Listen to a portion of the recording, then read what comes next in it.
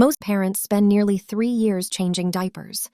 But in parts of China, babies start learning toilet signals before they can even talk.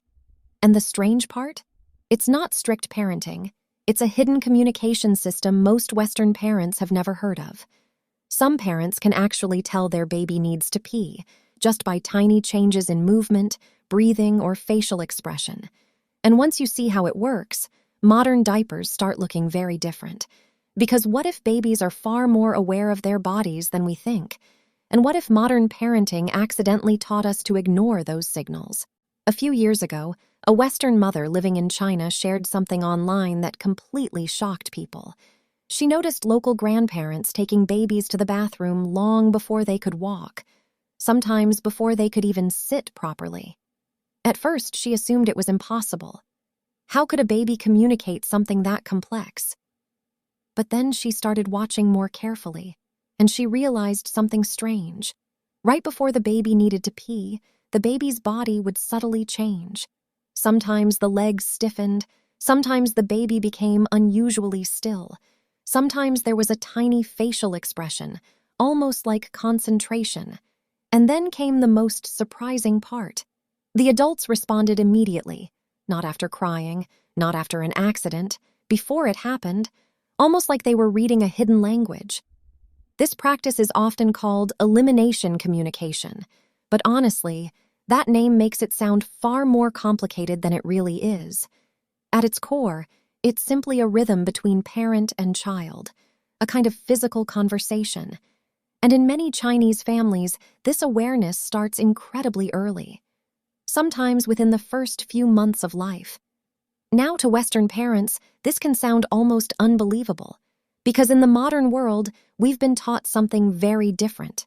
We assume babies have no control, no awareness, no ability to recognize bodily signals. So diapers become automatic, almost unquestioned. And to be clear, this video is not saying diapers are bad. Diapers made parenting easier, safer, more practical, especially for busy modern families. But what's fascinating is what may have quietly disappeared because of them.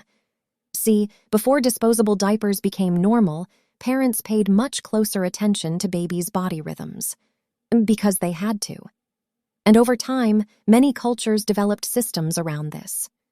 In China, one traditional method involved a soft whistling sound, a gentle cue repeated every time the baby relieved themselves.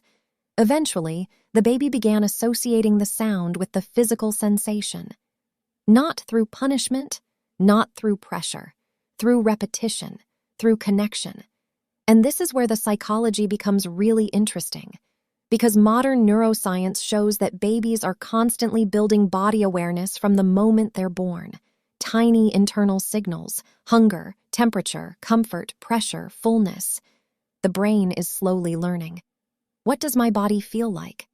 And the earlier children become aware of these internal sensations, the stronger their self-regulation can become later.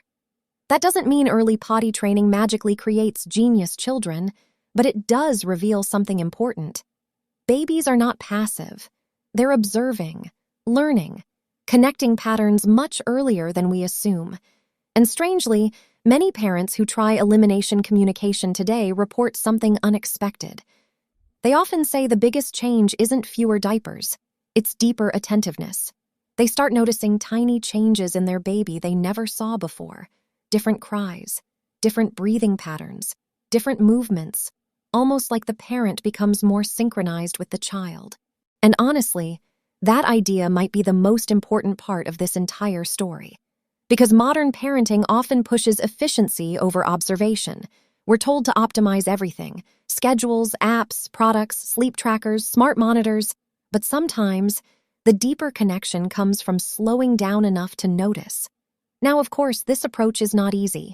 Many Chinese parents today don't even practice it anymore, especially in large modern cities. Disposable diapers became popular there too, and many younger parents simply prefer the convenience. So this isn't about East versus West. It's not about saying one culture is superior. It's about realizing something fascinating about human development. For thousands of years, parents raised babies without modern diapers. which means human beings likely evolved with much stronger awareness of infant body signals than most of us experience today. And once you think about that, certain modern behaviors suddenly look very different. For example, many toddlers today seem completely disconnected from their body signals during potty training. Some don't notice they're wet. Some wait until the last possible second. Some panic during transitions. And psychologists believe part of this may come from delayed body awareness development.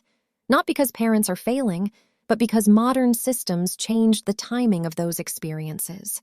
Again, this does not mean everyone should suddenly throw away diapers. That's not realistic. And honestly, parenting is already hard enough. But maybe there's something valuable hidden inside this older approach. Not necessarily the exact method, but the mindset behind it. The idea that babies are communicating far more than we realize. That before language, there is rhythm, attention, synchronization, tiny signals. And maybe modern parenting became so focused on convenience that we stopped seeing them. What makes this even more fascinating is that babies who experience this kind of communication often begin developing a surprising sense of participation. Instead of being treated like passive tiny humans waiting to grow up, they become active participants much earlier. And psychologically, that changes the relationship. The baby isn't just being managed. The baby is being listened to, even before words exist. And honestly, that might explain why this topic feels so emotional to many parents online, because deep down, many people are craving more connection with their children. Not more products, not more hacks, connection. And maybe that's the real reason this ancient practice survived for so long.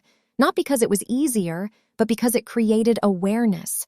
Awareness of timing, awareness of emotion, awareness of the body, awareness of each other. So the next time someone says babies are completely unaware of their bodies, remember this. In some parts of the world, parents have been quietly communicating with infants long before speech ever begins. And maybe babies have been trying to communicate with us all along. We just stopped noticing the signals.